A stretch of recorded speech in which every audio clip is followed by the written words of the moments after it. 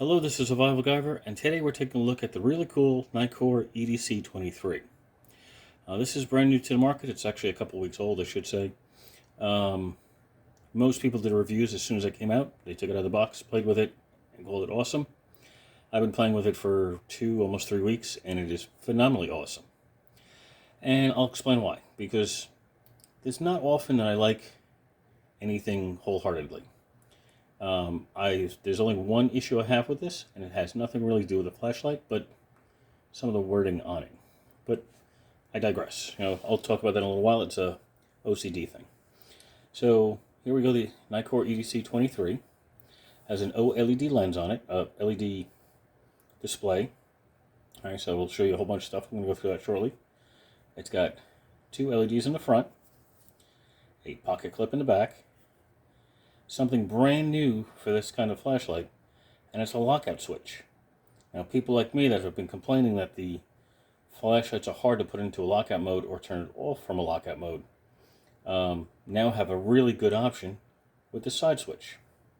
Now, this side switch looks a little funky because I broke it, and it's not a fault of the flashlight. I ran it over with a forklift. So I 3D printed a new one, took it all apart, replaced it. It's not a perfect copy, but it's awfully close. But yeah, when you put a couple thousand pounds on it, something's going to give. So no fault to the flashlight. That's my own stupidity. And you have 2 switches on top, and they both have the ability to there's a half and a full click on both of them. So there we go. It actually just said Nitecore and level because the light's on. Let me turn that off. When I turn the switch up, it comes up with the battery voltage and that it's a lockout 2. There's a lockout 1 where it just cuts one switch instead of both, but I just prefer doing both. It's a lot easier with the switch on the side. So before I get too far ahead of myself, the EDC23 is based on the design of the Nitecore EDC27. So the 23 is 2500 lumens. So this little booger here is 2500 lumens. The EDC27 that it's based on is 3000 lumens. Do you see a difference? So that's about a 30% size difference there between the 27 and the 23. So some things have moved, like the charge port, and of course the EDC27 does not have a switch to lock it out. For the most part, everything else is pretty close to being the same. Buttons are a little bit different material. Pocket clip is essentially identical. And the front looks pretty identical as well. So 3000 lumens, 2500 lumens. Out of something that much smaller. That's impressive. So the case on this is stainless steel, front and back, this part. The section in the center that looks kind of like a gasket material is carbon fiber. So it's not the it's not the pretty twill style that you look at, like a 2x2 twill you find on a car panel or something of that nature. Ask me how I know about carbon fiber. I've done a lot of work with it. But it has a carbon fiber intersection. So that's kind of cool. It gives it a little bit of strength and some help with heat dissipation because carbon fiber conducts heat. You have 4 screws in the front. They're T3s. 4 small screws in the back, which are T3s. And I believe the clips, if I remember correctly, were T4 or 5. I don't remember. They might still be T3s.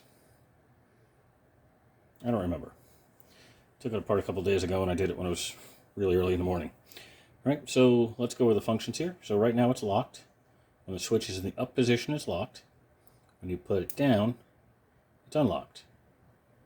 So locked, unlocked. So let's go through some of the functions on here, shall we?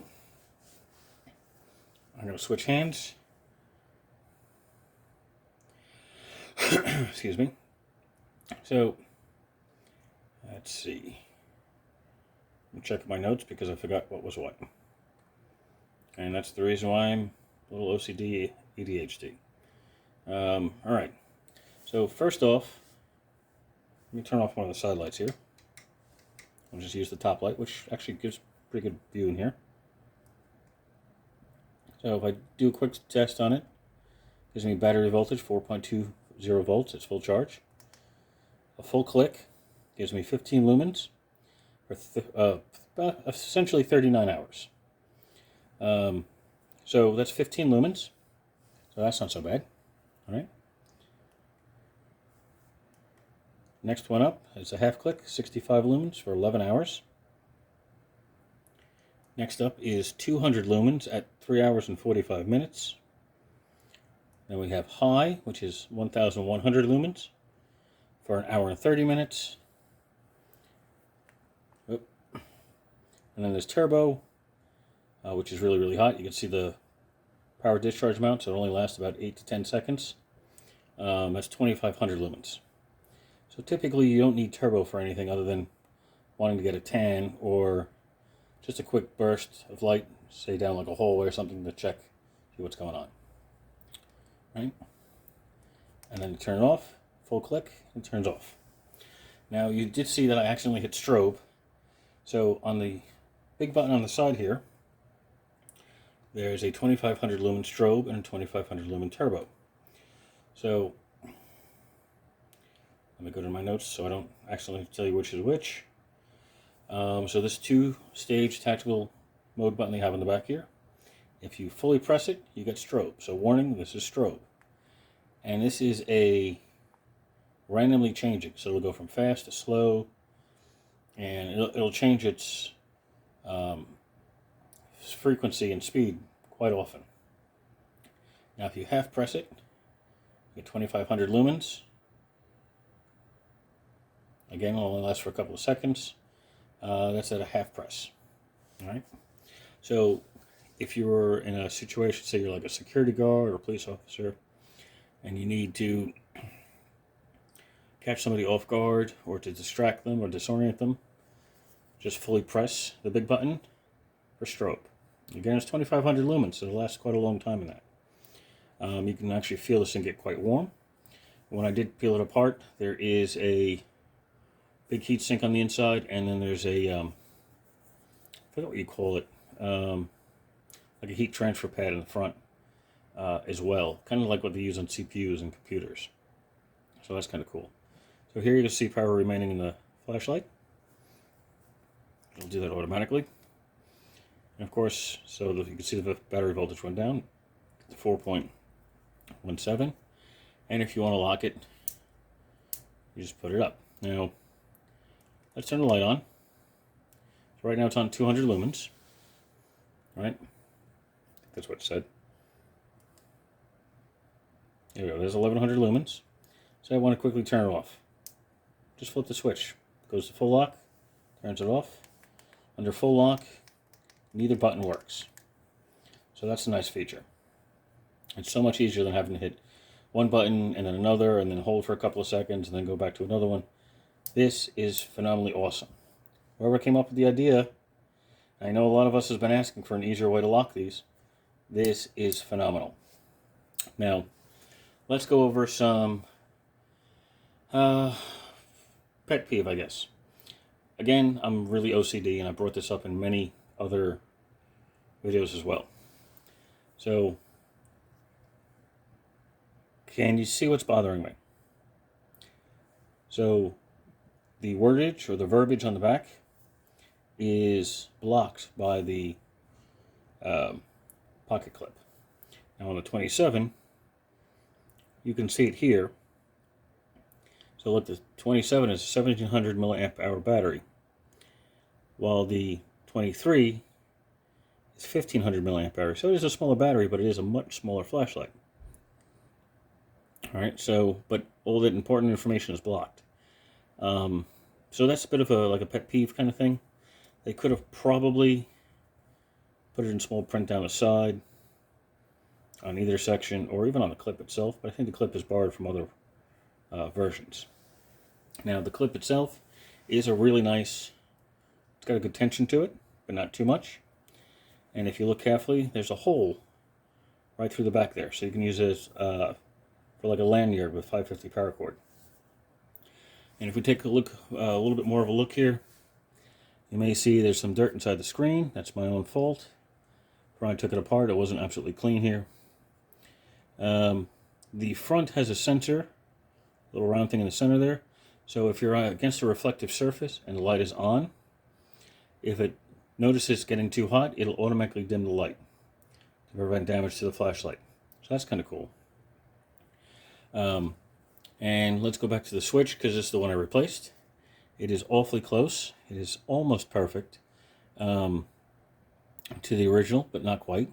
It's a little off on color, and you can see that there's a little bit of a print seam on one side, that side.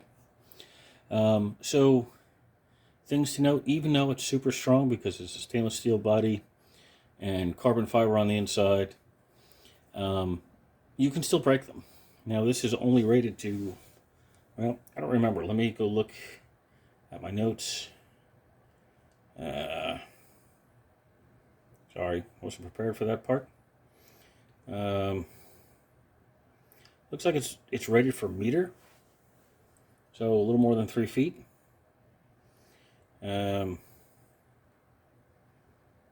Checking if there's anything else. I'm sorry. I'd rather you see this in person. That, you know, this isn't scripted. So yeah, it says carbon fiber reinforced polymer frame, aluminum heat dissipation plate, secured by 4 sets of connector bolts and dual rear screws, which are those. It's lightweight yet rigid structure, so it resists compression, twisting, and bending, while wear and scratch resistance. Now, if you look at this, I don't know if you can see it on the camera. There's some discoloration all over it. I've had to clean it up a couple of times from dropping it on the ground. But we're running it over with a forklift. So I dropped it out of the bag of my my tool bag, dropped it on the warehouse floor, went to go back and get it, and I already saw the forklift driver just run it over. Went over it pretty quickly, so there wasn't a lot of weight on it for too long, but it's at least 1,000 pounds. And so this got stuck kind of like in the ground a little bit as it flipped it up and chipped a chunk off it. So it made it a little difficult to use, but it was still functional. So that tells you how well it's constructed. It is constructed really, really well. Of course, I got fingerprints all over it now and some dirt, and there's a couple of scratches if you look really carefully. But yeah, it is solid. And for the size, it's easy enough to put in a pocket. This pocket clip on the back also works really well for MOLLE webbing. So if you want to put it on a strap of a backpack or tactical vest or something of that nature, this will work just fine. Has a great finish and lasts for a pretty good amount of time. I cannot talk tonight, I'm sorry. Right? But other than that, my only pet peeve is that the wordage is blocked. It's probably not super important for most people, but again, I'm OCD and a little bit ADHD, so bothers me a little bit, but not the end of the world. Excellent flashlight, highly recommended. For those that want to take a look at it, I'm going to leave a link in the description right underneath the video, so that'll be all your information there. It'll be linked to Amazon and to Nitecore directly. And that's about it. So questions or comments, leave it below, and I will answer it as soon as I can. And like and subscribe if you haven't already. So thank you for watching, and have a glorious night.